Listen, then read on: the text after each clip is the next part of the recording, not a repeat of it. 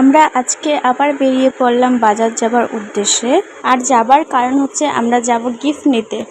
আর গিফটটা নেব একটা ছোট্ট বাবুর জন্য। এই যা প্রতিদিন পানি পড়ছে তার জন্য আমরা সকাল সকাল বেরিয়ে পড়েছিলাম বাজার যাওয়ার জন্য।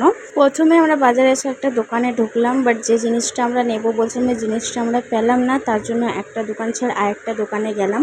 এই যে এই দোকানটা দেখতে পাচ্ছ, এই দোকানের ভিতরে আমরা ঢুকলাম, যে জিনিসটার নাম বললাম পেয়েছিলাম, বাট আমাদের মনের মতো হয়নি আর আমাদেরকে পছন্দ হয়নি, সেজন্য আমরা এই দোকানে নিলাম না। আমরা আবারও একটা অন্য দোকানে গেলাম, তারপর আমরা আরেকটা দোকানে গিয়েছিলাম, বাট ওই দোকানে ভিডিও ক্লিক নিতে আমি ভুলে গিয়েছিলাম, ওই দোকানে আমরা পাইনি।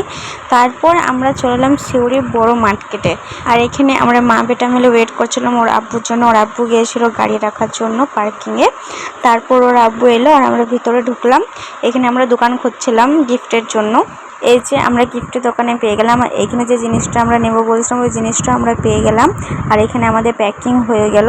আর এটার মধ্যে কি আছে তোমরা যদি দেখতে চাও তাহলে নেক্সট ব্লগে তোমাদেরকে দেখাবো, কারণ এখন যদি দেখিয়ে দিই তাহলে মজাটা কোথায় পাবে বলো।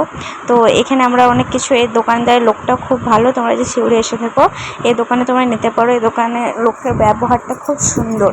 আর তারপর আমরা বাস স্ট্যান্ডে যেয়ে এখানে আমরা তারপর চলে গেছিলাম বাবুর জন্য গাড়ি কিনতে, বাট বাবুর গাড়ি পেলাম না, তার জন্য চলে এলাম এটিএমে টাকা তুলতে। এটিএমে টাকা তোলাও হয়ে গেল। আমরা সব কিছু কেনাকাটার পর চলে এলাম আমরা ফুচকা খেতে।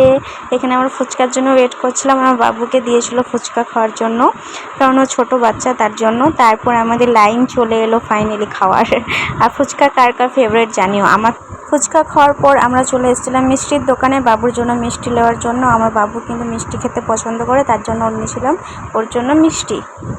আমার ফোনের যে গ্লাসটা হয় গ্লাসটা পুরোটাই ভেঙে গেছিলো, তার জন্য অনেক বাজে লাগছিলো দেখতে। অনেক দিন থেকে বলছিলাম চেঞ্জ করবার, ফাইনালি আজকে চেঞ্জ করে নিলাম।